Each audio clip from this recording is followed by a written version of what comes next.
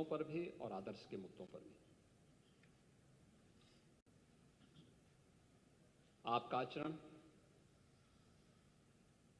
जो डॉक्टर लोहिया ने कहा था, एक सच्चा समाजवादी वह जो संपत्ति और संतति से दूर रहे।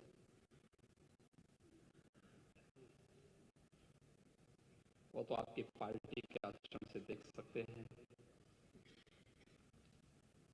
और आदर्श के रूप में उन्होंने भारत के लिए कहा था कि राम, कृष्ण और शंकर, जब तक भारत के 3 आदर्श हैं तब तक भारत का कोई बाल बांका नहीं कर सकता है। भारत की एकात्मता के आधार इन 3 देव महापुरुषों को जब तक भारत की जनता आदर्श के रूप में मानेगी तब तक भारत भारत बना रहेगा। और इन तीनों देव महापुरुषों पर समाजवादी पार्टी का कोई विश्वास नहीं है, क्योंकि आप लोग भारत की आस्था के साथ खिलवाड़ करते हैं। आपने कहा कि हमारी सोच सांप्रदायिक है। आप मुझे बताइए कि हमारी सोच कहां से सांप्रदायिक है? हम तो सबका साथ, सबके विकास की बात कर रहे हैं।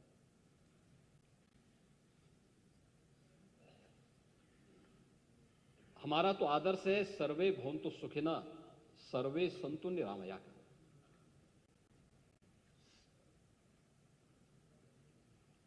और उसका सबसे आदर्श उदाहरण आपके सामने है जब 26 फरवरी को महाकुंभ का समारोह हुआ है। 45 दिन के इस आयोजन ने भारत के विरासत और विकास की एक अनुपम छाप न केवल भारत में बल्कि दुनिया के सामने भारत की छोड़ी है। क्या उसमें कोई भेदभाव किसी के साथ हुआ? न जाति का भेद था, न क्षेत्र का भेद था, न मत और मजहब का भेद था। 100 से अधिक देशों के लोग आए, बड़े श्रद्धाभाव के साथ आए। जिसने भी विकास और विरासत की इस अनुपम छटा के साथ सहभागी बना, वो अभिभूत होकर के गया।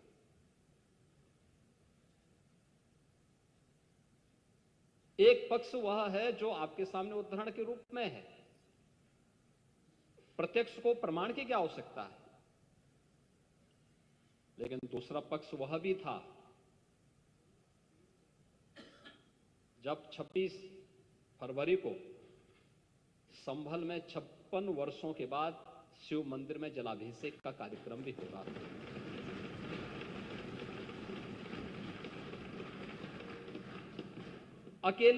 अकेले संभल में 67 तीर्थ थे और 19 कूप भी थे, जिनको एक शरारत के तहत एक निश्चित समय के अंदर समाप्त कर दिया गया। और जिनमें से 68 तीर्थों में से 54 तीर्थों को ढूंढना, ये तो हमारी विरासत का हिस्सा है और हमने तो वही किया है। हमने तो वही कहा है कि जो हमारा है वो हमें मिल जाना चाहिए। हम उससे तर कहीं नहीं जा रहे हैं, उससे तर कहीं नहीं। और 19 जो कूप हैं उन्हें भी मुक्त कराया गया है। सच कड़वा होता है और उस कड़वे सच को स्वीकार करने की सामर्थ्य भी होनी चाहिए। लेकिन आपने बोला है, मुझे बहुत अच्छा लगा। उपचुनाव की भी आपने चर्चा की, लेकिन आपके यहां तो चुनाव के एक्सपर्ट शिवपाल जी हैं।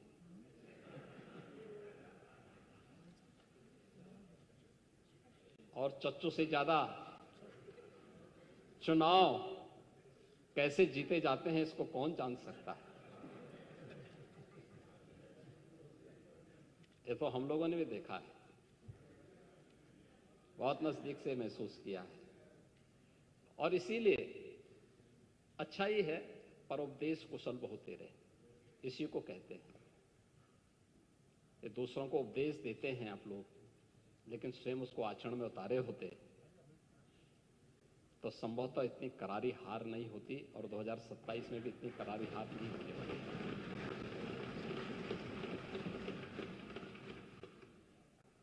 अध्यक्ष जी, जब हम लोग सामान्य बजट पे चर्चा का यहां पर चर्चा में भाग ले रहे हैं, तब प्रयागराज का महाकुंभ अपनी भव्यता, अपनी दिव्यता और अपनी उस विरासत को आने वाली पीढ़ी को छोड़ करके संपन्न हो चुका है। आप कानून व्यवस्था की बात कर रहे थे। 45 दिनों में 66 करोड़ 30 लाख से अधिक श्रद्धालु और पूज्य संत देश और दुनिया से प्रयागराज आए। 66 करोड़ में से आप मान के चलिए, पहले तो ज्यादा नहीं तो कम से कम आधी आबादी तो महिलाओं की रही होगी, क्योंकि महिलाएं ज्यादा धार्मिक होती हैं। और एक भी छेड़खानी की घटना नहीं, एक भी अपहरण की घटना नहीं, एक भी लूट की घटना नहीं, एक भी हत्या की घटना नहीं, एक भी कोई ऐसा उदाहरण नहीं जो उत्तर प्रदेश को या भारत को या सनातन धर्मावलंबियों को कटघरे में खड़ा करता हो। 66 करोड़ लोग आ जाएं और सुरक्षित वापस अपने घरों को चले जाएं और खुशी खुशी होकर के जाएं। बहुत सारे लोग आना चाहते थे, नहीं आ पाए। बहुत सारे लोगों को आने के लिए साधन नहीं मिल पा रहे थे, क्योंकि जो अनुमान था उससे कई ज्यादा श्रद्धालु वहां पहुंच रहे थे। और उन स्थितियों में जो लोग नहीं आ पाए, उनके मन में एक कसक थी कि कुछ छूट गया, कुछ चूक हुई है। लेकिन जो आया, जिसने भी डुबकी लगाई, आस्था की उस डुबकी में जो भी आया अभिभूत होकर के गया। और अभिभूत होकर के नहीं गया, यह भारत की विरासत का एक ऐसा अनुपम उदाहरण है कि इसके बारे में हम लोग इसको शब्दों में व्यक्त नहीं कर सकते, इन चीजों के बारे में। लेकिन इसके आर्थिक पक्ष के बारे में भी अगर आप जानने का प्रयास करेंगे, मैं आपको बताना चाहूंगा, एक कुछ उदाहरण आपके लिए बहुत महत्वपूर्ण हैं, और उन चीजों को अगर आप एक बार आप लोग भी जानने का प्रयास करेंगे तो आप लोगों को बहुत सारी चीजें इसके माध्यम से देखने को मिलेंगी। अक्सर हम देखते हैं कि भारत के बारे में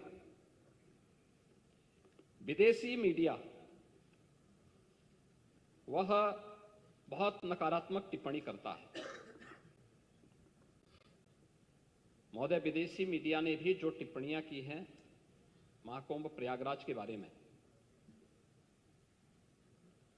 द वॉल स्ट्रीट जर्नल ने जो यूएस की है, एक ऐसा आयोजन था जहां अमेरिका की कुल आबादी से ज्यादा लोग जुटे। बीबीसी, महाकुंभ मानवता का सबसे बड़ा समागम था। एक्सप्रेस ट्रिब्यून, यह विश्व का सबसे बड़ा धार्मिक समारोह था।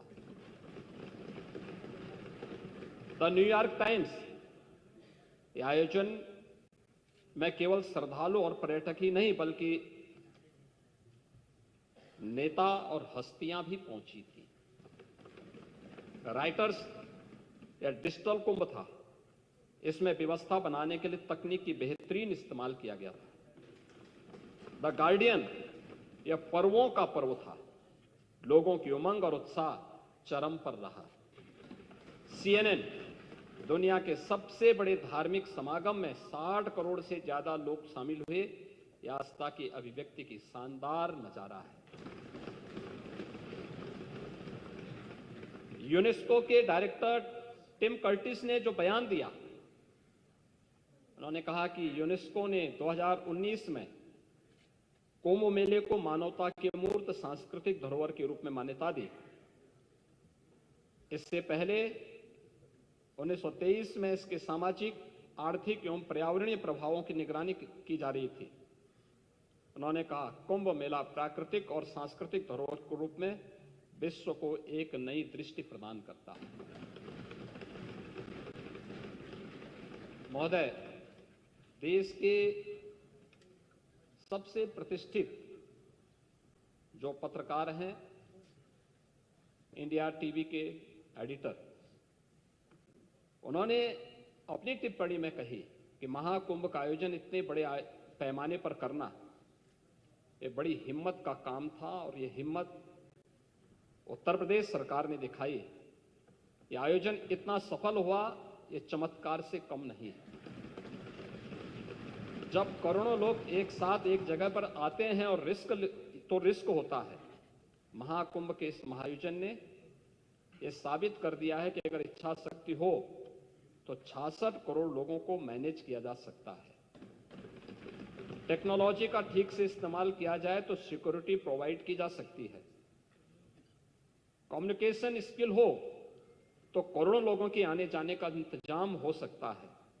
लोगों का सहयोग मिले तो रोज लाखों लोगों के खाने का इंतजाम किया जा सकता है। हमेशा डराने वाली पुलिस का व्यवहार दोस्ताना हो सकता है।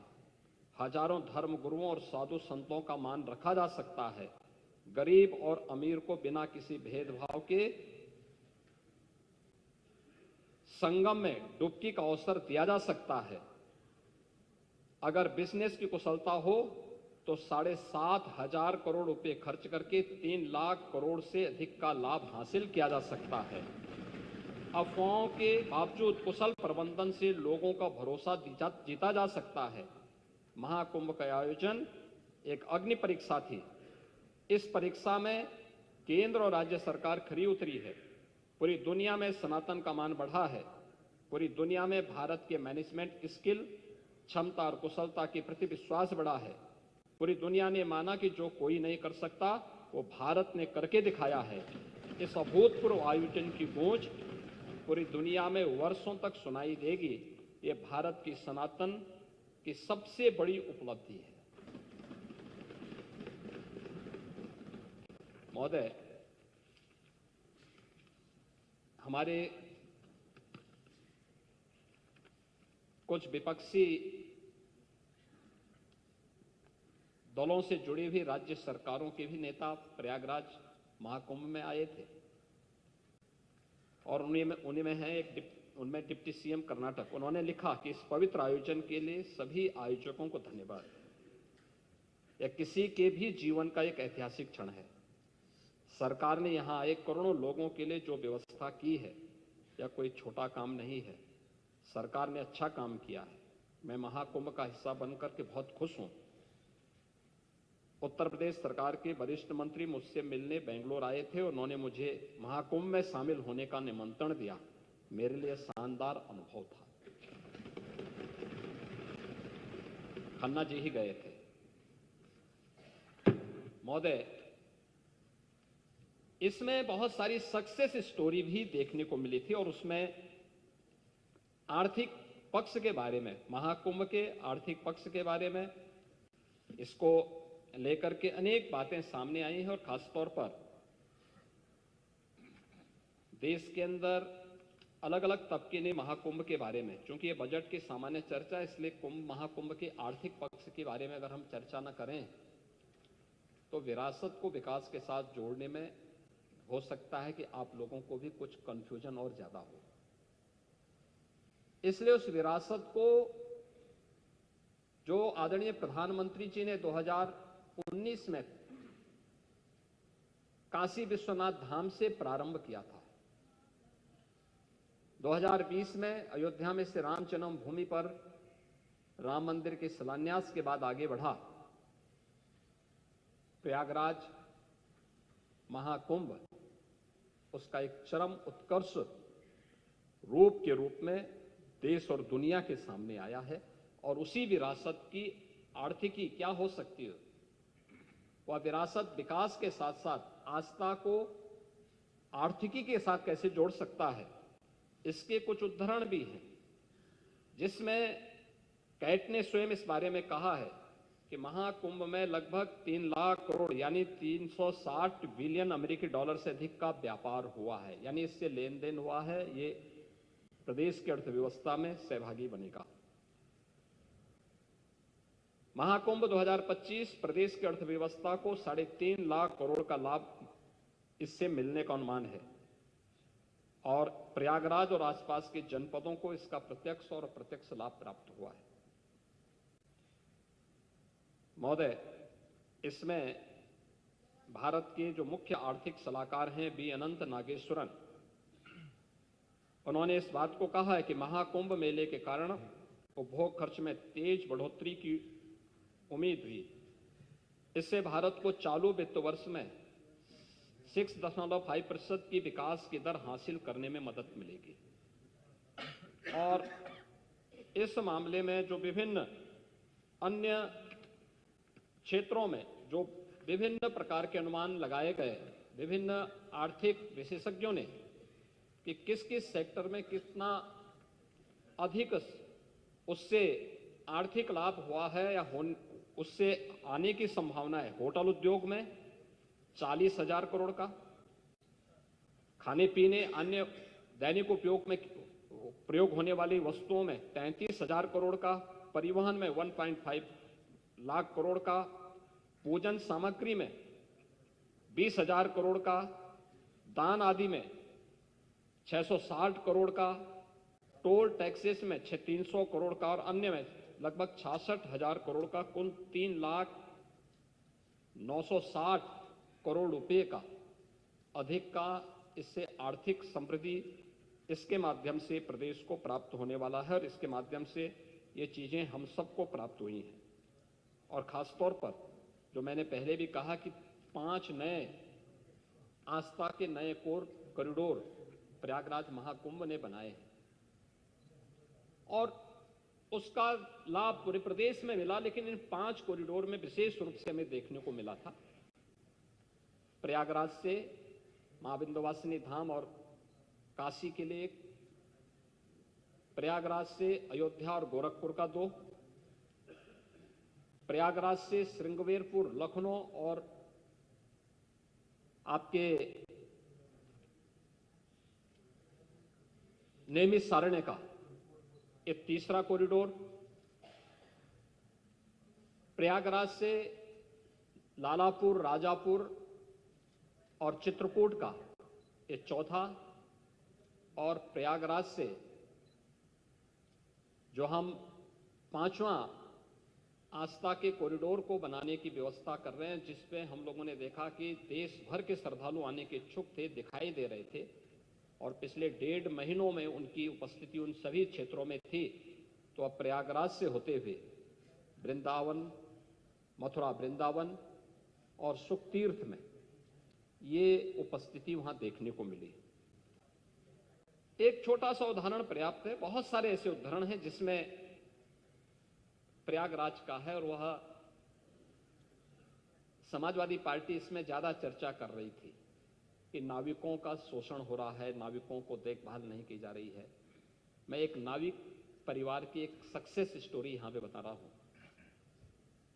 ये नाविक परिवार जिनके पास 130 नौकाएं थी, 45 दिनों की अवधि में इन लोगों ने शुद्ध बचत की है 30 करोड़ रुपए की। यानी एक नाव ने 45 दिनों में 23 लाख रुपए की बचत की है, कमाई की है। प्रतिदिन के अगर आप उनकी बचत देखेंगे तो यह लगभग 50 से लेके 52,000 पर डे की उनकी इनकम थी एक नाव की। और इसमें मैं तो गया था 27 फरवरी को प्रयागराज में, और प्रयागराज में जाकर के हम लोगों ने मैंने पहले मां गंगा के प्रति कृतज्ञता ज्ञापित की थी अपने सहयोगियों के साथ में। मां गंगा का पूजन किया था, सफाई भी की थी। इसके उपरांत हम लोगों ने इस पूरे महाकुंभ के आयोजन को स्वच्छ बनाए रखने में जिन्होंने योगदान दिया था, उन स्वच्छता कर्मियों के साथ भी, और जिन्होंने स्वास्थ्य की सेवा, कोई संक्रमण और कोई बीमारी नहीं फैलने दी, ऐसे स्वास्थ्य कर्मियों के साथ में, जो हेल्थ वॉरियर्स थे, उनके साथ में हम लोगों ने पहला आयोजन किया था, उनका सम्मान का कार्यक्रम किया था। इस आयोजन के बाद हमारा दूसरा जो आयोजन था वह नाविकों के साथ ही था। नाविकों के साथ भी हमने संवाद बनाया था, उनके लिए भी हमने एक पैकेज की घोषणा की। इसके उपरांत हमने परिवहन निगम से जुड़े हुए उन लोगों के प्रति और रेलवे के उन सभी अधिकारी और कर्मचारियों के प्रति भी हम लोगों ने धन्यवाद ज्ञापित किया था, जिन्होंने श्रद्धालु जनों को वहां तक पहुंचाने में अपना योगदान दिया। उनके साथ भी हम लोगों ने कार्यक्रम किया था। और इसके उपरांत हम लोगों ने चौथे कार्यक्रम में सुरक्षा और प्रशासन से जुड़े हुए लोगों के साथ भी हम लोगों ने एक कार्यक्रम आयोजित किया था, और उनके साथ भी बैठ करके हम लोगों ने सहभोज के साथ हम लोग बैठे थे। मैं, मेरे साथ दोनों डिप्टी सीएम भी थे, अन्य मंत्रीगण भी थे, अन्य वरिष्ठ अधिकारीगण भी थे। ये सभी आयोजन वहां पे हुए, लेकिन महाकुंभ का आयोजन उत्तर प्रदेश की इस सामर्थ्य को देश के सामने और देश की सामर्थ्य को दुनिया के सामने रखने में सफल हुआ। आपका कितना भी दुष्प्रचार था, लेकिन वह भारत की आस्था को कहीं डगमगा नहीं पाया। आप लगातार दुष्प्रचार करते रहे, और आप लोगों का यह सबसे बड़ा हथियार था। आप लोगों ने इसके लिए बहुत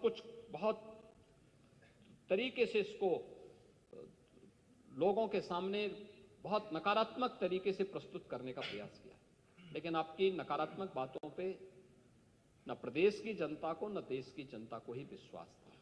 और मुझे लगता है कि यह आपके लिए उल्टी गिनती है कि जनता आपकी बात को अब सुनना ही बंद कर दी है।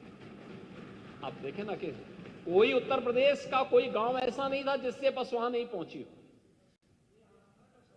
आस्था। नहीं तो ये जो हम कर रहे हैं ना, संभल में भी कर रहे हैं, ये आस्था का ही सवाल है।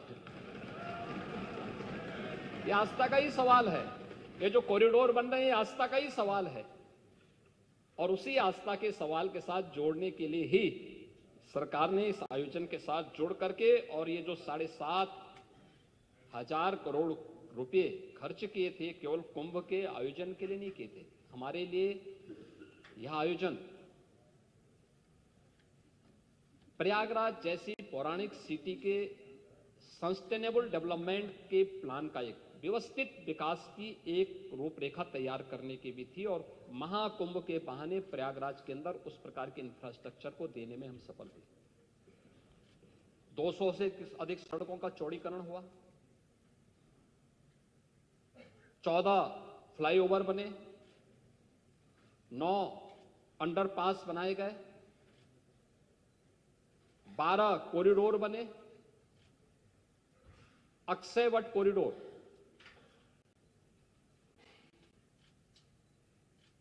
बड़े हनुमान जी का कॉरिडोर, सरस्वती कूप कॉरिडोर, पातालपुरी का कॉरिडोर, नागवासी की कॉरिडोर, महर्षि भारद्वाज कॉरिडोर, श्रृंगवेरपुर में भगवान राम और निषाद राज की गले मिलती हुई प्रतिमा के साथ साथ एक कॉरिडोर, जिस किले पे आप कब्जा करवा रहे थे, हमारी सरकार ने कॉरिडोर के रूप में विकसित करते हुए त्रेता युग की स्मृति को जीवंत करने का काम कराया। आपके लिए वोट बैंक था, हमारे लिए विरासत थी। बस अंतर यही है, और आस्था का सम्मान हम कर रहे हैं, इसलिए जनता हमारी बात सुन रही है।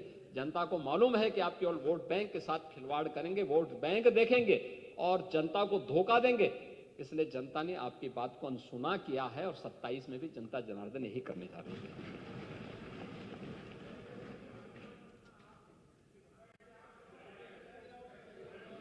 हम मना नहीं कर रहे हैं, मैं तो आपको धन्यवाद दे रहा हूं कि आप कुंभ में गए, 13 में आपको जाने नहीं दिया। हमने इस बार मना नहीं किया, क्योंकि जो मेरी आस्था थी वही आपकी भी आस्था है। लेकिन चच्चू बहक गए, फिर खा गए गच्चा। और चाहते थे लेकिन किस मुंह से जाएं, इसलिए चूक गए और पुण्य से भी वंचित हो गए। महोदय, बजट की अपनी एक थीम होती है और 2025-26 के इस बजट को लेकर के जब मेरे सहयोगी वित्त मंत्री ने इस सदन में इस बजट को प्रस्तुत किया था तो एक थीम के साथ प्रस्तुत किया था। ये हमारा सौभाग्य है कि आदरणीय प्रधानमंत्री जी के मार्गदर्शन में ये हमारी सरकार का 9वां आम बजट था, जिसको हमें इस सदन में प्रस्तुत करने का सौभाग्य प्राप्त हुआ है। और हर बजट अपनी एक निश्चित थीम के साथ आगे बढ़ा। हमने 2017-18 में अपना पहला बजट प्रदेश के अन्नदाता किसानों को समर्पित किया था। याद करिए, उस समय प्रदेश में एक कृषि बाहुल्य प्रदेश है। इस किसान का अन्नदाता किसान आत्महत्या कर रहा था और उस समय ऋण माफी के एक बड़े कार्यक्रम के साथ हमने बजट प्रस्तुत किया था। मुझे प्रसन्नता है, आज अन्नदाता किसान खुशहाल है, आत्महत्या प्रदेश में बंद हुई है। 2018-19 का बजट हम लोगों ने उत्तर प्रदेश की आवश्यकता, देश की आबादी का सबसे बड़ा प्रदेश है, तो इस बड़े प्रदेश के लिए इसी स्केल का इंफ्रास्ट्रक्चर भी चाहिए। तो हम लोगों ने 2018-19 का अपना जो मूल जनरल बजट प्रस्तुत किया था वह इंफ्रास्ट्रक्चर और औद्योगिक विकास के लिए समर्पित किया था और प्रदेश का पहला इन्वेस्टर समिट भी हम लोगों ने इस वर्ष किया था।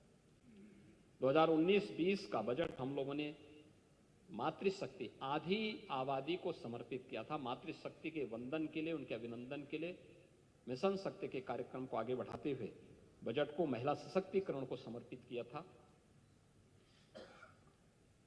2020-21 का बजट हम लोगों ने अपने प्रदेश की युवा शक्ति को समर्पित किया था और 21-22 का बजट प्रदेश के स्वावलंबन से सशक्तिकरण की थीम पर आधारित था। 22-23 का बजट अंत्योदय से आत्मनिर्भरता के लक्ष्य को प्राप्त करने का था। 23-24 का बजट त्वरित, सर्वसमावेशी और समग्र विकास के साथ साथ आत्मनिर्भर उत्तर प्रदेश के आधारशिला को रखने का, और 24-25 का हमारा बजट लोक मंगल को समर्पित करके राम राज्य की अवधारणा को जीवंत करने का बजट रहा है, क्योंकि अयोध्या में श्री राम जन्मभूमि पर प्रभु श्री राम लला के 500 वर्षों के बाद विराजमान होने की स्मृति को जीवंत बनाए रखने के लिए उस प्रकार के कार्यक्रम के साथ हमने जोड़ा था। और 25-26 का इस बजट को भी हम लोगों ने आदरणीय प्रधानमंत्री जी की ही प्रेरणा से अन्नदाता किसान, युवा, महिला और गरीब को समर्पित करते हुए इसको हमने थीम दी है वंचित को वरीयता। वंचित को वरीयता की इस थीम के साथ यह बजट यहां पे प्रस्तुत किया गया है और इस बजट में अंत्योदय से उन्नत अर्थव्यवस्था तक, ईज ऑफ लिविंग से ईज ऑफ डूइंग बिजनेस तक, कृषि से गरीब कल्याण तक, आस्था से आजीविका तक, शिक्षा से स्वावलंबन तक, संस्कृति से समृद्धि तक और महिला सशक्तिकरण के संकल्प को पूरी प्रतिबद्धता के साथ आगे बढ़ाते हुए एक विकसित उत्तर प्रदेश की आधारशिला को मजबूत करने के संकल्प के साथ इस बजट को लेकर के हम लोग लेके आए हैं। और जिस लोक कल्याण की एक एक पंक्ति को पढ़ करके हमारे नेता प्रतिपक्ष यहां पे कह रहे थे कि हमने लोक कल्याण पत्र में ये घोषणा की है। लोक कल्याण पत्र 5 वर्ष के लिए घोषित किया गया है, 5 वर्ष में उसको अचीव करना है। अभी हमारी सरकार के 3 वर्ष 25 मार्च को पूरे होने जा रहे हैं सेकेंड पार्ट के, और अभी हम लोगों ने 151 में से 38 घोषणाएं हम पूरी कर चुके हैं। 91 घोषणाएं हमारी गतिमान हैं और 22 घोषणाओं में से कुछ की घोषणा इस बजट में की गई है और कुछ घोषणाएं हमारे अगले बजट में होने जा रही हैं, जिन पर मैं भी चर्चा करने जा रहा हूं। तो हम लोग जो कहते हैं वो करके दिखाते हैं और जनता को यही विश्वास है, ये लोग जो कहेंगे वो करेंगे। और इसीलिए आज हम सब यहाँ पर उस बजट के उस भाव के साथ यहाँ पर आए हैं कि यह बजट उसी भाव के साथ यहाँ पर घोषित किया गया है और वही हम लोग यहाँ पर किए हैं। बजट के आकार के बारे में आपने चर्चा की, मुझे तो मैं भौचक था जब आप 24-25 के बजट के बारे में चर्चा कर रहे थे कि 9 लाख करोड़ का आपने किया था। 9 लाख करोड़ का नहीं था, हमारा जो मूल बजट था, मैं उसी पे आ रहा हूं ना, मैं उसी पे आ रहा हूं। वह हमारा जो मूल बजट था 2024-25 का, वह था 7,36,000 करोड़ का, 8 लाख नहीं था। और 2 अनुपूरक हम लेके आए थे, 2 हमारी सप्लीमेंट्री आई थी, उनमें से कुल मिलाकर के वो 30,000 करोड़ का था, तो कुल होता है 7,66,000 करोड़ का। आप पानी जी मुझे लगता है एक बार फिर से देख लेंगे, आंकड़े जिसने भी दे दिए हैं। देखिए आपके साथ समस्या यही है, जब आप अपने विवेक से बोलते हैं तो सही बोलते हैं, लेकिन जब आप पढ़ने लगते हैं, कोई लिख के आपको देता है, जबरन आपके मुंह पे अपने शब्द थोपता है, तो आप थोड़ा ट्रैक से हट करके बोलने लगते हैं। तो आपको ये शोभा नहीं देता। अरे मैं आंकड़े बोल रहा हूं ना, आंकड़े तो मैं दे रहा हूं आपको कि मूल बजट हमारा था 7,36,000 करोड़ का और दोनों सप्लीमेंट्री जोड़ करके 30,000 करोड़ का होता है, तो कुल मिलाकर के 7,66,000 करोड़ का था। और 7,66,000 करोड़ के बाद अब हमारा जो मूल बजट है वह है 8,08,000 करोड़ का है। अगर आप इस बात को देखेंगे, आपने कहा कि सरकार ने पिछले उसमें 6 महीने में पैसा खर्च नहीं किया। बजट का जो ट्रेंड होता है, बजट साल भर के लिए प्रस्तुत होता है पांडे जी, 6 महीने के लिए नहीं होता है। योजनाएं बनती हैं, बनने के बाद उसको फिर उसके एग्जीक्यूशन में कुछ समय लगता है, फिर वो आगे बढ़ता है, फिर उन ऑनगोइंग प्रोजेक्ट जो होते हैं ये चलते हैं, एक समय सीमा होती है, किसी के 18 महीने होती है, किसी के 24 महीने होती है, उसके दौरान ही वो चीजें होती हैं। आप उसको पहले 1 साल में 6 महीने में क्यों पूरा कर देना चाहते हैं? कुछ गड़बड़ जरूर है। और इसीलिए मैं वही कह रहा हूं ना, मैं वही कह रहा हूं कि आपने 24-25 के बजट की जो बात की, उसमें भी आप सही तथ्य नहीं प्रस्तुत कर पाए। मैं तो आपको दे रहा हूं, आप 15-16 के बजट को देखें, 16-17 के बजट को भी देखें और 24-25 के बजट को भी देखें, तो सभी बजट में एक जैसी वो दिखेगी। हां, अलग विषय है कि बजट के दायरे को हमारी सरकार बढ़ाने में सफल हुई है और उसके परिणाम भी मैं इसमें भी चर्चा आपसे करूंगा कि बजट जितना पहले खर्च होता था उससे ज्यादा खर्च आज बढ़ा है, उससे ज्यादा हुआ है और उसी पे हम आज इस पे चर्चा भी करेंगे। बजट का आकार इस 25-26 का जो बजट का आकार है वह पिछले बजट से कम नहीं है, बल्कि उससे ज्यादा है। जो कुल दोनों बजट को मिला, यानी मूल बजट के साथ साथ सप्लीमेंट्री को भी जोड़ लेंगे तो आज 7,66,000 करोड़ का होता था और इस बार बढ़ाकर के यह 8,08,736 करोड़ रुपए से अधिक का यह बजट है और यह किसी भी राज्य का सबसे बड़ा बजट है। यह उत्तर प्रदेश राज्य का बजट है। और यह भी मैं आपको बताऊं, 2016-17 की तुलना में यह बजट 2.5 गुना बड़ा है और 24-25 की तुलना में यह लगभग 10% अधिक है। यह जो बजट का दायरा हमने बढ़ाया, इसका आकार जो बढ़ाया है, यह अंतिम पायदान पर बैठे हुए व्यक्ति के स्वावलंबन के लिए,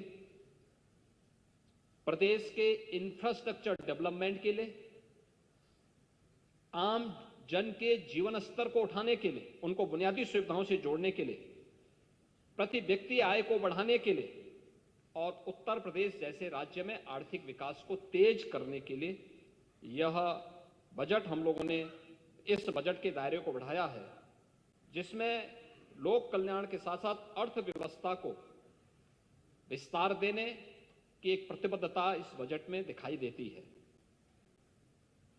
महोदय, अगर हम देखेंगे कि 2025-26 का जो बजट है, 2016-17 की तुलना में हम देखेंगे तो इनके जो कुल रेवेन्यू कलेक्शन हो पाते थे वह 2,56,000 16-17 में इनका हो पाया था, 2,56,000 करोड़। लेकिन हमारी सरकार में जनवरी माह तक हम लोगों ने इस चालू वित्त वर्ष में जो अब तक कलेक्ट किया है वह 4,10,000 करोड़ रुपए से अधिक का है और यह निरंतर आगे बढ़ेगा। इसके साथ साथ बजट में जो सबसे महत्वपूर्ण बात है वो ये कि कैपिटल एक्सपेंडिचर के लिए जो सरकार ने पैसा उपलब्ध कराया है, जो रोजगार के सृजन में, इंफ्रास्ट्रक्चर और डेवलपमेंट में जिसकी बड़ी भूमिका होती है, वह इस बार 2,25,561 करोड़ 49 लाख रुपए यह इस बजट में इसका कैपिटल एक्सपेंडिचर में हम लोग इस पैसे को दे रहे हैं, जो इकोनॉमी को एक दिशा तय करता है, सप्लाई चेन को बेहतर करता है, उद्योग जगत को प्रोत्साहित करता है, निवेश को बढ़ाता है और निर्माण और रोजगार के सृजन में और एक सस्टेनेबल फास्ट गोइंग इकोनॉमी के आकार लेने में यह महत्वपूर्ण भूमिका का निर्वहन करता है। इसके लिए एक पर्याप्त मात्रा में बजट का प्रावधान किया गया है। अगर आप देखेंगे तो यह मूल बजट का लगभग 20.5% का हिस्सा एक कैपिटल एक्सपेंडिचर के लिए सरकार ने इस बजट में दिया है। नई योजनाओं के लिए भी बजट में प्रावधान किया गया है, जिसमें 28,478 करोड़ 34 लाख रुपए का प्रावधान इसमें किया गया है और 16-17 की तुलना में अगर आप देखेंगे 3 वर्ष वैश्विक महामारी कोरोना का सामना करते हुए भी सरकार ने पर कैपिटा इनकम को बढ़ाने में मदद की है। 16-17 की तुलना में अगर हम उत्तर प्रदेश की प्रति व्यक्ति आय को देखेंगे तो यह लगभग 46,000 करोड़ के आसपास की थी। आज ये बढ़कर यानी 23-24 में, मैं अभी 24-25 की बात नहीं कर रहा हूं, 23-24 में यह बढ़कर के 93,514 करोड़ यानी पहले की तुलना में दोगुने से अधिक बढ़ी है। हमने प्रदेश में जो विभिन्न विभागों से रेवेन्यू कलेक्शन किया है, अगर आप देखेंगे जीएसटी और वैट, आपके समय में जीएसटी नहीं था, सेल टैक्स था, तो सेल टैक्स और वैट में केवल 49,000 करोड़ का कलेक्शन हो पाता था और हमारी सरकार के समय यह लगभग 94,000 करोड़ पहुंचा है 24-25 में और इसको हम आगे बढ़ा रहे हैं क्योंकि प्रदेश आज के दिन पर उत्तर प्रदेश अपने यहाँ जीएसटी के रजिस्ट्रेशन में पूरी देश के अंदर नंबर 1 है। 32 लाख रजिस्ट्रेशन अकेले उत्तर प्रदेश ने कराए हैं जीएसटी में। स्टेट एक्साइज में आपके समय में कुछ कुल कलेक्शन हो पाता था 12,000 करोड़ और आज हम उससे कलेक्शन करा रहे हैं 54,000 करोड़। क्या कोई अंतर ही नहीं है क्या? स्टैंप एंड रजिस्ट्रेशन में आपके समय में कुल कलेक्शन हो पाता था 8-9 हजार करोड़। हमारे समय में वह कलेक्शन हो रहा है लगभग 25 से 26,000 करोड़। परिवहन में आपके समय में कुल कलेक्शन हो पाता था 5,000 करोड़ और हमारे समय में वही कलेक्शन हो रहा है 9,000 करोड़। यह दिखाता है कि प्रदेश में एक व्यावसायिक गतिविधियां तेज हुई हैं, कानून व्यवस्था की स्थिति बेहतर हुई है और ईज ऑफ डूइंग बिजनेस के लिए सरकार ने जो माहौल बनाया है उसके परिणाम आज सामने आए हैं। और इसके साथ ही प्रदेश ने, आप राजकोषीय घाटा की बात कर रहे थे, लेकिन मैं आपको बताना चाहूंगा कि प्रदेश का जो राजकोषीय घाटा है यह हमारी एफआरपीएम की जो लिमिट है 3%, उससे नीचे 2.97% है। इसके अलावा आप देखेंगे कि यह जो राजकोषीय अनुशासन है, यह सुशासन का सबसे बेहतरीन उदाहरण है।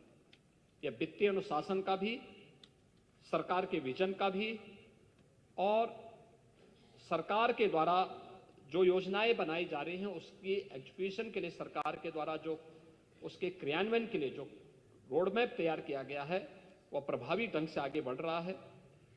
नीति आयोग ने और आरबीआई ने यूपी के बारे में जो टिप्पणियां की हैं वह उन्होंने इस बात को कहा है कि नीति आयोग द्वारा राज्यों की राजकोषीय स्थिति के संबंध में प्रकाशित रिपोर्ट में उत्तर प्रदेश को फ्रंट रनर राज्य की श्रेणी में रखा गया है। इस रिपोर्ट के अनुसार 2018-19 से 22-23 की अवधि में प्रदेश के फिस्कल हेल्थ इंडेक्स में 8.9 अंकों का इजाफा हुआ है। व्यय की गुणवत्ता में व्यापक सुधार हुआ है। 2018 से 2023 की अवधि में जो कैपिटल एक्सपेंडिचर है वह कुल व्यय के 14.8% से 19.3% के मध्य रहा है। यानी हमने इसमें काफी लंबी छलांग लगाई है और इस अवधि में अनुपात देश के प्रमुख राज्यों के औसत अनुपात से अधिक रहा है। यह प्रदेश के अंदर के बारे में आरबीआई ने जो कहा है कि देश के सभी राज्यों की स्वयं के कर की प्राप्ति में उत्तर प्रदेश का अंश 2022-23 में यह 9.9% था। 23-24 में यह बढ़कर के 10.5% हुआ। 24-25 में यह 11.6% रहा है, जो देश में अब नंबर 2 पर आ चुका है। इसके अलावा सभी राज्यों में जो इन्हीं वर्षों में जो राजस्व प्राप्तियां हुई हैं, राजस्व प्राप्ति के लिए जो ब्याज लिए गए, ब्याज पर व्यय किया गया है, हम लोग 22-23 में 12.6% खर्च करते थे। 23-24 में यह घट करके 12.30%, यानी ब्याज पर जो धनराशि होती है वह हम लोग यहां से राजकोष से देते हैं और पैसे में कमी आ रही है। इसका मतलब हमने उधार कम ले रहे हैं, हम स्वयं के ही अपने पास से अपने बजट से उतना धनराशि दे रहे हैं और वह एक अच्छी दिशा है।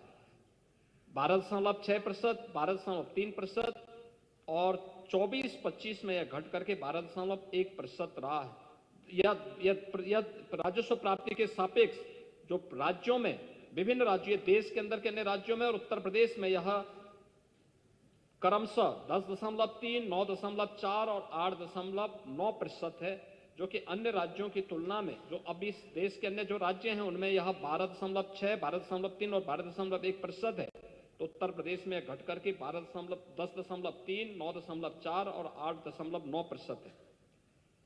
इसी प्रकार से जो प्रदेश की सकल राज्य घरेलू उत्पाद के प्रतिशत में सभी राज्यों की कर के स्वयं के कर से प्राप्त का जो औसत वर्षों में जो रहा है वह प्रदेश किसी भी अन्य राज्य की तुलना में उत्तर प्रदेश ने अच्छा कलेक्शन इसके माध्यम से किया है।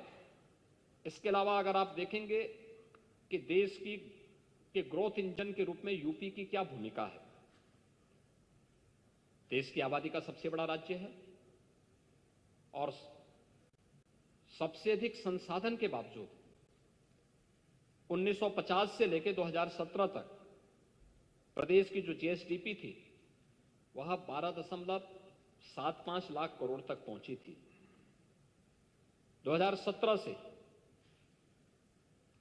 जब उत्तर प्रदेश की जनता जनार्दन ने प्रधानमंत्री मोदी जी के नीतियों पर विश्वास किया और इन 8 वर्षों में हम लोग प्रदेश की जीएसडीपी को इस 24-25 का जो वित्तीय वर्ष चल रहा है, मार्च 2025 तक 12.75 करोड़ रुपए से बढ़ा करके 27.71 लाख करोड़, यानी दोगुने से ज्यादा पहुंचाने में हम लोग इसको सफल हो रहे हैं।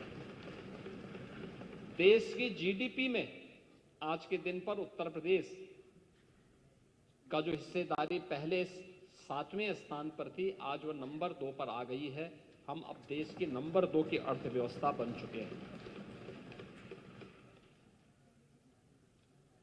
देश के अंदर जीडीपी की जो वृद्धि दर है वह 9.6% है, जबकि उत्तर प्रदेश की वृद्धि दर 23-24 में अगर देखें तो 11.6% है।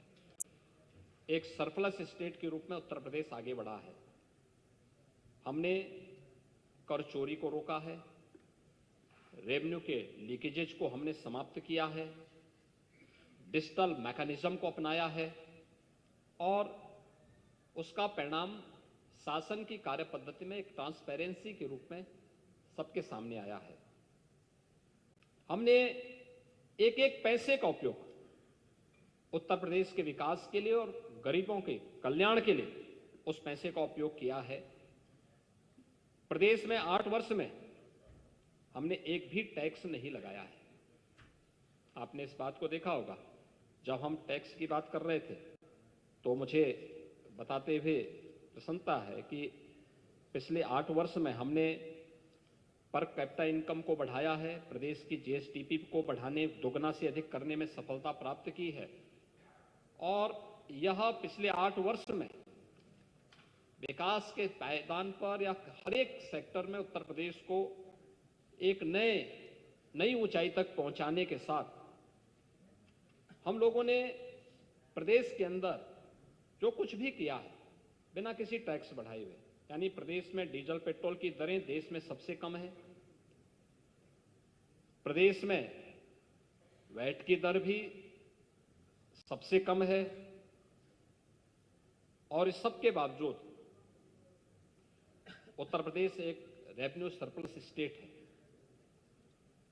और यही राम राज्य की अवधारणा है। भगवान राम भरत जी से इसी बात का उल्लेख करते हैं जब उन्होंने इस बारे में चर्चा की, उनसे कहा कि वे बरसत हर्षत सब लखे, करसत लखे न कोय, तुलसी प्रजा सुभाए से, भूप भानु सो होय। यानी श्री राम जी भरत जी से कहते हैं कि हमें प्रजा से कर ऐसा लेना चाहिए जैसे सूर्य लेता है, जैसे सूर्य समुद्र, नदी, तालाब से पानी लेता है लेकिन किसी को पता ही नहीं चलता, परंतु जब वह बादल के रूप में जरूरत की जगहों पर बरसता है तो सबको पता चलता है, खासकर तब जब जरूरत की जगह पर बरसता है और सभी खुश हो जाते हैं। इसी प्रकार सरकार को कर इस तरह से लेना चाहिए कि किसी को पता न चले, पीड़ा न हो, लेकिन जब उसी टैक्स का इस्तेमाल जनता के हित में खर्च हो, जैसे हम लोग कर रहे हैं, expressway, highway, inter state connectivity, medical college, smart city, school, colleges, universities, hospitals, तो जनता का कल्याण होता है, विकास इससे होता है और हमारी सरकार इसी भाव के साथ, राम राज्य की इसी भाव के साथ कार्य कर रही है, जिसका उदाहरण मैंने आपके सामने यहां पर प्रस्तुत किया है कि बजट में कैसे इन चीजों को दिखाने का प्रयास किया गया है। महोदय, इसके साथ ही डिजिटल लेन देन में उत्तर प्रदेश में सचमुच एक डिजिटल क्रांति आई है और उसका एक सर्वश्रेष्ठ उदाहरण बनकर के उत्तर प्रदेश देश के अंदर आज उभरा है। 17-18 में 122.84 करोड़ का डिजिटल ट्रांजैक्शन था, 24-25 में यह बढ़कर के दिसंबर 24 में यह 1024.41 करोड़ डिजिटल ट्रांजैक्शन उत्तर प्रदेश से हुआ है। और अगर डिजिटल लेन देन की चर्चा करें तो यह देश के अंदर नंबर 1 पर उत्तर प्रदेश आता है और इसमें भी आधे से अधिक लेन देन यूपीआई के माध्यम से हुए हैं। डिजिटल ट्रांजैक्शन का मतलब यह दिखाता है कि डिजिटल बैंकिंग आसान हुई है, गांवों तक इंटरनेट या वाईफाई की फैसिलिटी प्राप्त हुई है, वित्तीय जागरूकता और उपकरणों की पर्याप्त संख्या उपलब्ध हुई है, बैंकों की संख्या 20,416, 4,09,32 बैंक मित्र और वीसी सखी, 18,747 एटीएम, 4,40,000 बैंकिंग केंद्रों के माध्यम से ये बैंकिंग सुविधा भी प्रदेशवासियों को आज उपलब्ध कराई जा रही है। और डीबीटी ने, जिस भ्रष्टाचार की आप चर्चा कर रहे थे, डीबीटी ने उस भ्रष्टाचार की कमर पर सबसे कठोर प्रहार किया है। ये डीबीटी सचमुच बजरंगबली की गदा है जो बेईमानी और भ्रष्टाचार पर कठोर प्रहार कर रही है। और डीबीटी में लाभार्थी का पैसा सीधे उसके अकाउंट में पहुंच रहा है। 11 विभागों की 207 योजनाओं की धनराशि, जिसमें से 113 केंद्रीय योजनाएं हैं और 94 राज्य सेक्टर की योजनाएं हैं। अगर आप देखेंगे तो कुल 9 करोड़ 8 लाख से अधिक लोगों तक हमने 1,11,637 करोड़ रुपए का भुगतान डीबीटी के माध्यम से हमने प्रदेश में किया है एक वर्ष में। डीबीटी ट्रांजैक्शन के कारण प्रदेश को 10,000 करोड़ रुपए की बचत भी हुई है। एफडीआई में उत्तर प्रदेश ने अप्रैल 2000 से लेकर 2017 तक, यानी इन 17 वर्षों में उत्तर प्रदेश जो एफडीआई आया था, फॉरेन डायरेक्ट इन्वेस्टमेंट, यह कुल 3,300 करोड़ का था। और अकेले 17 से 24 के बीच में, इन 7 वर्षों में उत्तर प्रदेश में एफडीआई आया है 14,800 करोड़, 8 करोड़ का आया है, यानी 14,008 करोड़ का आया है, यानी उससे कई गुना ज्यादा आया है।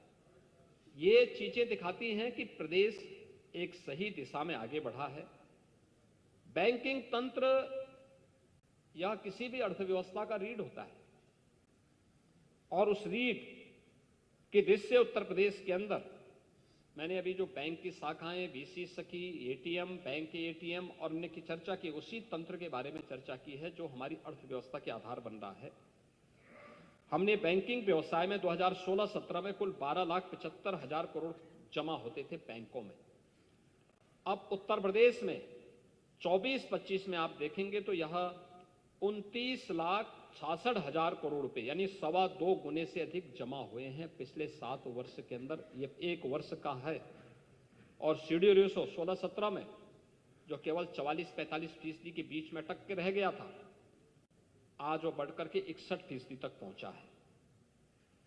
प्रदेश के अंदर इसी प्रकार से अगर हम आरबीआई की बुलेटिन को देखें तो उन्होंने कहा कि बैंक व वित्तीय संस्थाओं में प्रोजेक्ट फाइनेंसिंग के लिए फंड आकर्षित करने में 16.2% के रेट से उत्तर प्रदेश देश के अंदर शीर्ष स्थान पर उत्तर प्रदेश है। प्रधानमंत्री जनधन योजना के अंतर्गत संपूर्ण वित्तीय समावेशन की योजनाएं में, जितने भी फाइनेंशियल इंक्लूजन से जुड़ी हुई योजनाएं हैं, उत्तर प्रदेश देश के अंदर नंबर 1 स्थान पर है।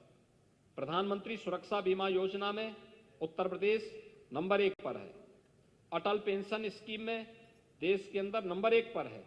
प्रधानमंत्री जीवन ज्योति बीमा योजना में उत्तर प्रदेश नंबर 2 पर है। और पीएम स्वनिधि योजना में स्ट्रीट वेंडर को ऋण देने में उत्तर प्रदेश देश के अंदर नंबर 1 स्थान पर है। और देश के अंदर सर्वाधिक आयकर रिटर्न भरने वालों में अब उत्तर प्रदेश नंबर 2 स्थान पर आ चुका है। यानी हमारे यहाँ आयकर, इनकम टैक्स के रिटर्न भरे जा रहे हैं। ये इस बात का प्रमाण है कि उत्तर प्रदेश की अर्थव्यवस्था मजबूत हो रही है और यह इसका सबसे बड़ा आधार बनता है। प्रदेश के अंदर अगर बेरोजगारी की दर, आपने रोजगार की भी चर्चा की है, आपके समय में आप समाजवादी पार्टी की सरकार थी, बेरोजगारी की दर 17 से 19% तक थी। और पिछले 7-8 वर्षों के अंदर आप देखेंगे तो ये लगातार घटी है। खासतौर पर आज 23-24 में बेरोजगारी की दर उत्तर प्रदेश में 3.4% है। और मैं आऊंगा इस पे भी चर्चा करने के लिए भी। अगर आप देश के अंदर अन्य राज्यों में इसकी देखेंगे तो यह अलग अलग राज्यों में इसकी दर अलग अलग है। जम्मू कश्मीर में 6.7%, केरल में 7%, पंजाब में 6.1%, हिमाचल में 4.3% है। और अगर आप ईमानदारी की बात करते हैं तो आपकी ईमानदारी का सबसे बड़ा उदाहरण तो ये है कि 20 करोड़ बेरोजगारी भत्ता बांटने के लिए समाजवादी पार्टी ने 15 करोड़ रुपए आयोजन समारोह पे खर्च कर डाले थे। यह समाजवादी पार्टी का यह पारदर्शिता का एक सबसे बड़ा उदाहरण रहा है। महोदय, प्रदेश में औद्योगिक विकास के एक नए दौर को आज उत्तर प्रदेश अनुभव कर रहा है और इस नए कॉरिडोर की दृष्टि से उत्तर प्रदेश ने जो कुछ भी अनुभव किया है, मुझे याद है मैं एक समय मथुरा वृंदावन से आ रहा था, तो मैं जब आ रहा था तो हेलीकॉप्टर से मैंने देखा फर्रुखाबाद के ऊपर से मैं गुजर रहा था तो वहां कुछ लोग धरने में बैठे थे। तो मैं अचानक उत्सुकता मुझे हुई, मैंने देखा कि क्यों बैठे हैं। थोड़ा मैंने पायलट से आग्रह किया कि भाई थोड़ा नीचे तक दिखाओ यार, क्या है, क्या मामला है, क्यों लोग इकट्ठे हुए हैं। तो वहां पर मैंने देखा कि एक बैनर लगा था, तो बैनर में लिखा था कि फर्रुखाबादी चूसे गन्ना और एक्सप्रेसवे ले गए खन्ना। तो मैंने कहा भी खन्ना जी तो वहां के प्रभारी मंत्री भी हैं, तो मैंने वहां के जनप्रतिनिधियों को बुलाया, मैंने कहा भी ये सब बैनर कैसे था वहां। कहा साहब खन्ना जी अब आ ही नहीं रहे हैं, खन्ना जी तो हमारी बैठक को भी शाहजहांपुर के बॉर्डर पे ही कर लेते हैं। तो मैंने कहा क्यों? का एक्सप्रेसवे के कारण विरोध चल रहा है। हमने कहा भी खन्ना जी को वहां के लिए भी घोषणा कर देनी चाहिए। भाई एक्सप्रेसवे का अपना एक अलॉटमेंट है, उस रूट पर है, हमें एनजीटी को भी देखना है, हमें सुप्रीम कोर्ट की गाइडलाइन को भी देखना है। गंगा हमारी विरासत की नदी है, देव नदी है, उसके प्रवाह क्षेत्र में कहीं कहीं कोई बाधा न खड़ी हो, एक्सप्रेसवे इस रूप में बनना है। लेकिन आपको चाहिए तो आप बोलिए, खन्ना जी घोषित कर देंगे, उनको कहे आप वहां से वो कर रहे हैं। मैंने खन्ना जी से पूछा, मैंने कहा खन्ना जी क्या हो गया? खन्ना जी ने कहा कि एक्सप्रेसवे आप अलॉटमेंट के तहत हो रहा है, शाहजहांपुर उसमें आ रहा है, अब उसको लेके मुद्दा बनाया जा रहा है। तो मैंने कहा घोषणा करके आइए वहां पे। और मुझे प्रसन्नता है कि 900 करोड़ रुपए इस बार फर्रुखाबाद को गंगा एक्सप्रेसवे के साथ जोड़ने के लिए भी व्यवस्था दे दी गई है। वहां पर उस पर भी पैसा खर्च हो रहा है और मुझे लगता है कि लोग अब वहां के लोग गन्ना स्वयं ही नहीं चूसेंगे बल्कि खन्ना जी को भी चुसवाएंगे। इसके साथ साथ नॉर्थ साउथ कॉरिडोर के लिए भी हम लोगों ने यहां पर 200 करोड़ रुपए की बजट की व्यवस्था की है। मुख्यमंत्री ग्राम योजना के अंतर्गत ग्रामीण मार्गों के पुनर्निर्माण और मिसिंग गैप के निर्माण के लिए भी 200 करोड़ रुपए की इंफ्रास्ट्रक्चर के लिए 200 करोड़ रुपए की व्यवस्था की है। Ganga expressway, Gorakhpur link expressway और बलिया लिंक एक्सप्रेसवे ये चल रहे हैं काम और निर्माणाधीन है। इस वर्ष तक ये सभी कंप्लीट हो जाएंगे। इस बजट में कुछ नए कार्यों की घोषणा की गई है, जिसमें हम लोगों ने चित्रकूट लिंक एक्सप्रेसवे के साथ साथ बुंदेलखंड, यानी जो मैंने गंगा एक्सप्रेसवे को जोड़ने के लिए बात की थी वह उसका तो उल्लेख किया गया है। इसके अलावा जेवर एयरपोर्ट को जोड़ने के लिए भी एक जो निर्माण कार्य चल रहा है हमारा, वह भी एक अच्छी व्यवस्था दी गई है। और इस बार प्रयागराज के लिए जब हम लोगों ने व्यवस्था दी है तो इसमें विंध्य एक्सप्रेसवे प्रयागराज से मिर्जापुर, भदोही, वाराणसी, चंदौली, गाजीपुर को जोड़ने के लिए, पूर्वांचल एक्सप्रेसवे को गाजीपुर से चंदौली और शक्तिनगर, सोनभद्र शक्तिनगर तक जोड़ने के लिए, बुंदेलखंड एक्सप्रेसवे और गंगा एक्सप्रेसवे को गंगा एक्सप्रेसवे से चित्रकूट को बुंदेलखंड एक्सप्रेसवे में जोड़ने के लिए और गंगा एक्सप्रेसवे को मेरठ से हरिद्वार तक जोड़ने के लिए भी हम लोगों ने बजट में घोषणा की है। महोदय, मुझे बहुत स्पष्ट करना है कि गंगा एक्सप्रेसवे गंगा नदी के पैरेलल चल रहा है। हमारा प्रयास रहेगा कि अलाइनमेंट, विदुरकुटी और सुख तीर्थ भी उसमें जुड़े, क्योंकि हमारे पार्टी से जुड़े हुए सभी जनप्रतिनिधियों की भी और जनता जनार्दन की भी मांग है, उनकी आस्था से जुड़े हुए प्रमुख तीर्थ भी हैं। और संभवतः मैं पहला मुख्यमंत्री हूं जो विदुर कुटी भी गया हूं और सुख तीर्थ भी कई बार जाके वहां प्रणाम कर चुका हूं। लेकिन अलाइनमेंट और फॉरेस्ट के उसको भी एनओसी, उसमें रिजर्व फॉरेस्ट की लैंड आती है, उसमें तमाम ऐसे क्षेत्र आते हैं जिन पर अगर कहीं न्यायालय की बाध्यता नहीं होगी तो हमारा प्रयास होगा कि हम इन सभी तीर्थों को भी इसके साथ जोड़ें।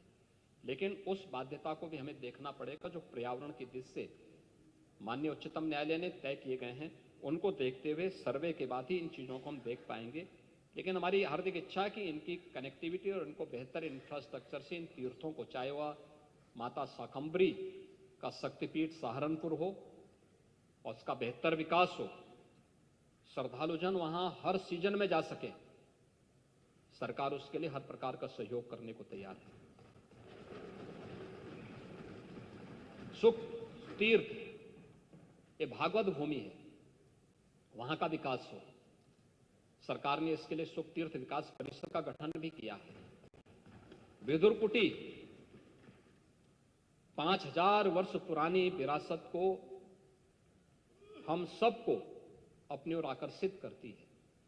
इन सब का विकास हो, यह सरकार की हार्दिक इच्छा और सरकार इसमें कोई कोर कसर नहीं छोड़ेगी, हम इसको पूरा करेंगे। कनेक्टिविटी को बढ़ाने और लॉजिस्टिक कास्ट को कम करने के लिए जो हम लोगों ने यह प्रस्ताव तो किए ही हैं, साथ साथ प्रयागराज में 2 नए सेतु, एक नैनी में सिग्नेचर ब्रिज के पैरेलल और एक गंगा नदी में शास्त्री ब्रिज के पैरेलल, हम 2 नए सेतु के लिए भी 700 करोड़ रुपए का प्रावधान इस बजट में किए हैं। मुख्यमंत्री ग्राम जोड़ो योजना के अंतर्गत 100 करोड़ रुपए चार्जिंग स्टेशनों की स्थापना और अन्य कार्यों के लिए भी हम लोगों ने यह व्यवस्था इसमें की है। महोदय, इसके साथ ही प्रदेश के अंदर औद्योगिक निवेश के लिए जो आदरणीय प्रधानमंत्री जी की मंशा रही है कि हमें औद्योगिक निवेश के लिए रिफॉर्म पर, परफॉर्म पर और ट्रांसफॉर्म पर ध्यान देना पड़ेगा और प्रदेश सरकार अक्सर से उसका पालन करते हुए 33 सेक्टोरियल पॉलिसीज के साथ साथ सिंगल विंडो सिस्टम, जिसमें लगभग 500 से अधिक क्लियरेंस हम एक सिंगल विंडो के माध्यम से उपलब्ध करा रहे हैं। निवेश सारथी पोर्टल बना करके हम लोगों ने निवेशकों को सुविधा उपलब्ध की है कि एमओयू की मॉनिटरिंग एक पोर्टल के माध्यम से हो, उन्हें केवल एक बार आवेदन करना है और वे समय समय पर उसको वॉच करें और एक समय सीमा के अंदर उनको सारी चीजें उपलब्ध हो जाएंगे। विश्वकर्मा श्रम सम्मान और ओडीओपी की योजना की सफलता हम सब जानते हैं, यह न केवल उत्तर प्रदेश की पहचान बनी है बल्कि उत्तर प्रदेश में व्यापक रोजगार का आधार भी बनी है।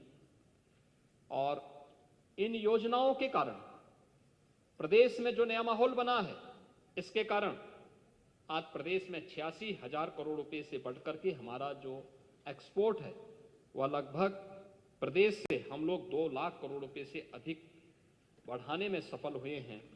इसके साथ ही प्रदेश में हम लोगों ने निवेश के 15 लाख करोड़ रुपए से अधिक के प्रस्तावों को जमीनी धरातल पर उतारने में सफलता प्राप्त की है, जिसमें 60 लाख से अधिक नौजवानों को अपने ही प्रदेश में नौकरी उपलब्ध कराने में हमें मदद मिली है और ये प्रदेश के अंदर ये कार्य हुए हैं।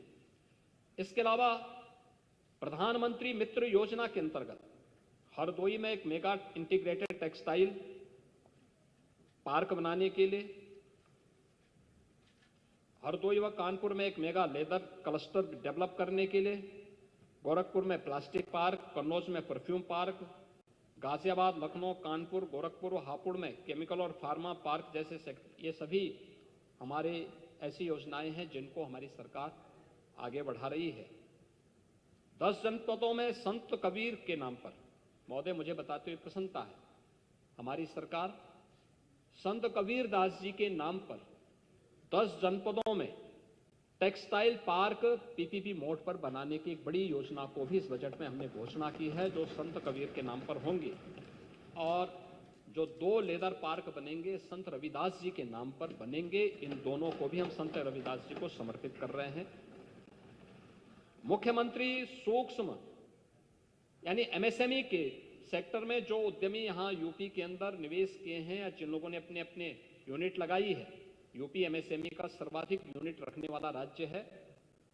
लगभग 1 करोड़ यूनिट यूपी के पास है। हम लोगों ने उन्हें एक सुरक्षा बीमा का कवर भी दिया है, 5 लाख का है, और ये स्कीम यूपी के अंदर प्रभावी ढंग से लागू हो रही है।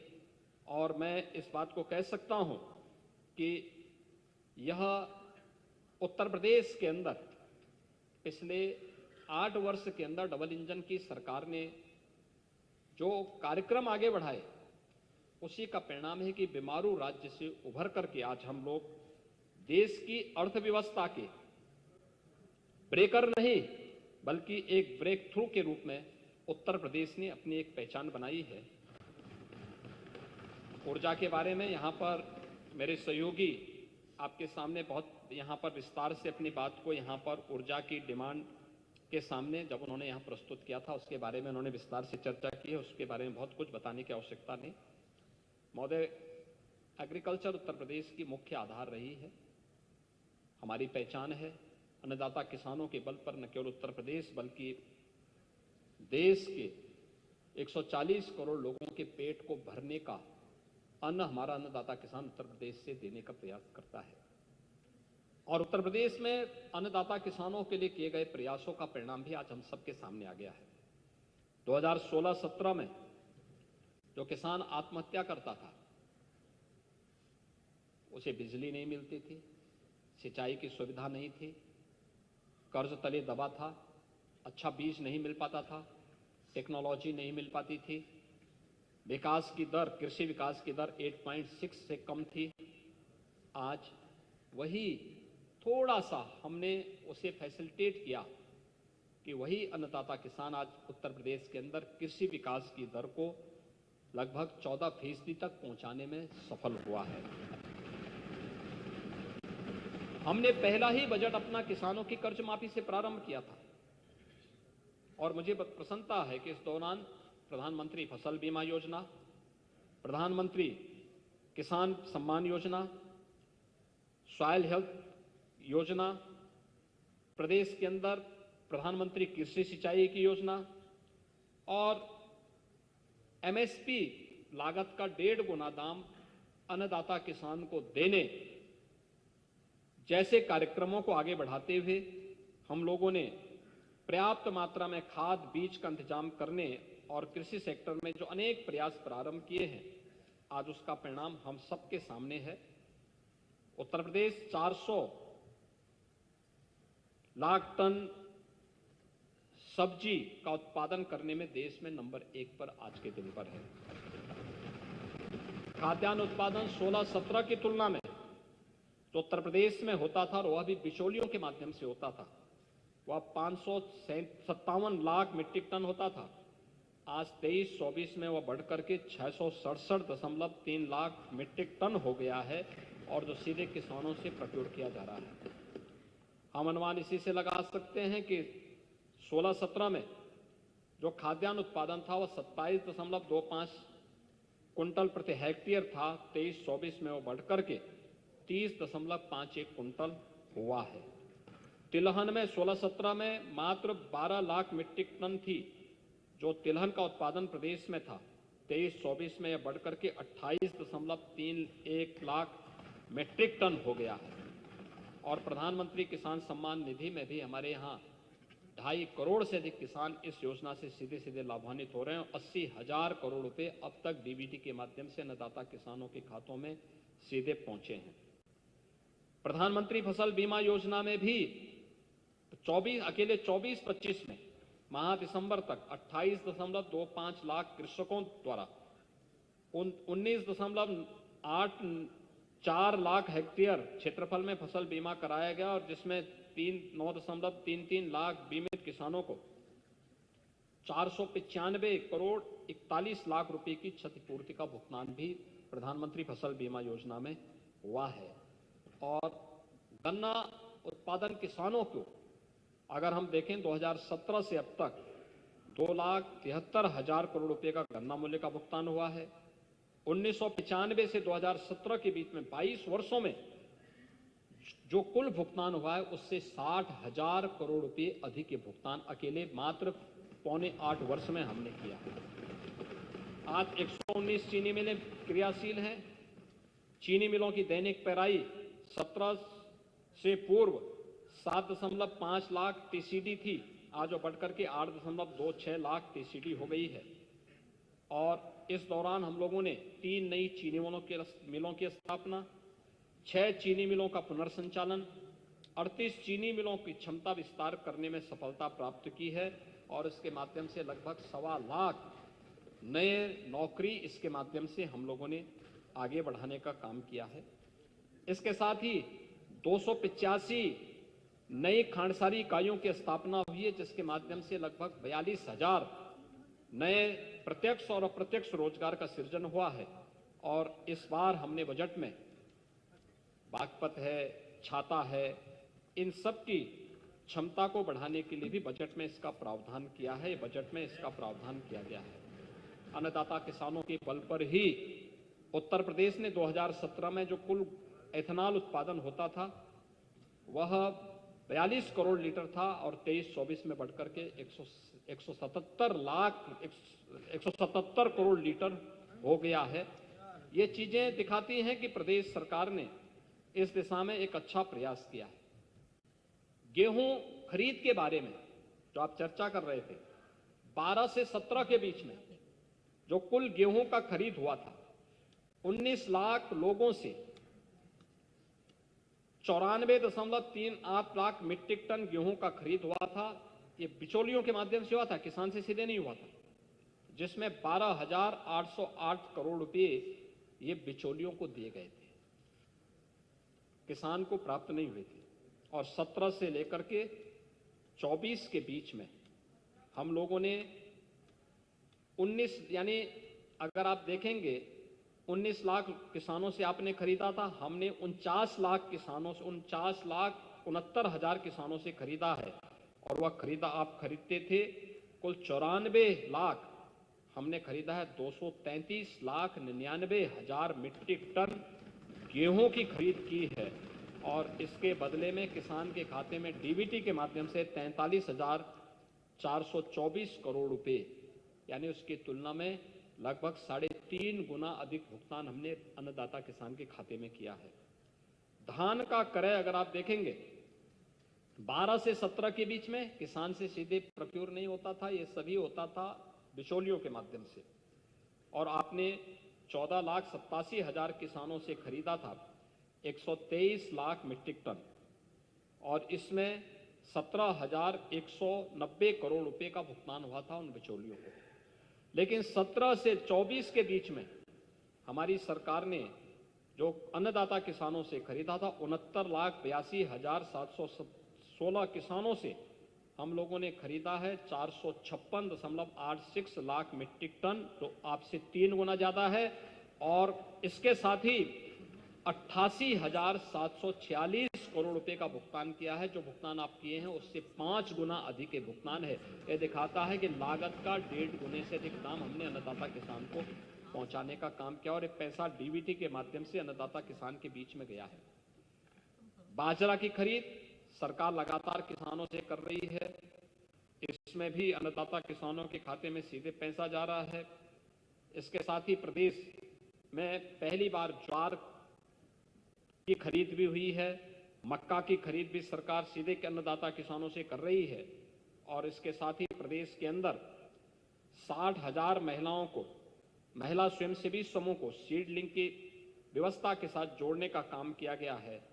और मैं बताते हुए मुझे प्रसन्नता है कि अन्नदाता किसान को उन्नत नस्ल का बीज प्राप्त हो, इसके लिए प्रदेश में हम लोग लखनऊ में कृषि विभाग के द्वारा इस कृषि विभाग की स्थापना के 150 वर्ष पूरे हो रहे हैं। और इस उपलक्ष्य में अन्नदाता किसानों को गुणवत्तायुक्त बीज और समृद्ध कृषि के लिए प्राप्त हो सके, इसके लिए 251 करोड़ रुपए का प्रावधान हमने किया है। और यह जो बीज पार्क होगा, जो सीड पार्क होगा, यह हम किसानों के मसीहा चौधरी चरण सिंह जी को समर्पित कर रहे हैं कि चौधरी चरण सिंह जी की स्मृति को नमन करते हुए यह सीड पार्क उनके नाम पर हम लोग यहां पे लखनऊ में बनाने जा रहे हैं। इसके साथ ही महोदय, उत्तर प्रदेश के बुंदेलखंड के साथ साथ 26 जनपदों को यूपी एग्रीज के अंतर्गत आच्छादित करने के लिए 4,000 करोड़ रुपए के निवेश एक नए प्रस्ताव के साथ सरकार सामने आई है। और मुझे बताते हुए प्रसन्नता है, अन्नदाता किसानों के हित के लिए एक बड़ी स्कीम को लेकर के हम लोग आए हैं। हर मंडी में, खासतौर पर जनपद स्तर की मंडी में पहले चरण में हम लोग करेंगे, या जनपद की जो प्रमुख मंडी होगी, माता सबरी के नाम पर कैंटीन की व्यवस्था, जहां पे सस्ते में अन्नदाता किसानों को चाय मिल सके, भोजन की सुविधा मिल सके। और यह व्यवस्था हम लोग इस बार से लागू करने जा रहे हैं। मुख्यमंत्री कृषक दुर्घटना कल्याण योजना के माध्यम से हम लोगों ने 2019 में बटाईदार किसान और किसान फैमिली के साथ साथ बटाईदारों को भी शामिल किया था। और मुझे प्रसन्नता है कि इस बार के बजट में भी हमने 1050 करोड़ रुपए की व्यवस्था कृषक दुर्घटना बीमा योजना के लिए अन्नदाता किसानों के लिए उपलब्ध कराया। महोदय, इसके साथ ही प्रदेश में जो आप बार बार निराश्रित गोवंश के बारे में टिप्पणी करते हैं, ये तो हर व्यक्ति जानता है कि ये गोवंश किसका है। दूध आप पीते हैं और सड़कों पे छोड़ देते हैं, लेकिन हम अपने दायित्व का निर्वहन करके गौ माता को सड़कों पर भटकने नहीं देंगे। हमने उनको लिए गो आश्रय स्थल बनाए हैं, ग्रामीण क्षेत्र में भी और शहरी क्षेत्र में भी। ग्रामीण क्षेत्र में 7,713 गो आश्रय स्थलों को हम लोगों ने अब तक संचालित किया है, जिसमें 12,50,000 से अधिक गोवंश आज के दिन पे संरक्षित है। और इसके साथ साथ पशुपालकों को भी 1,05,000 गोवंश हमने 1,05,000 पशुपालकों को 1,63,000 गोवंश हमने उन्हें सुपुर्द किया है, जिसमें हम पर गोवंश 50 रुपये पर डे का, यानी 1,500 रुपये हर महीने उस किसान को उपलब्ध करवाते हैं एक गोवंश पर। और एक को 4 तक गोवंश रखने का अधिकार हमने दिया है, निराश्रित गो आश्रय स्थल पर दिया है। और इस बार निराश्रित गोवंश के लिए भी हम लोगों ने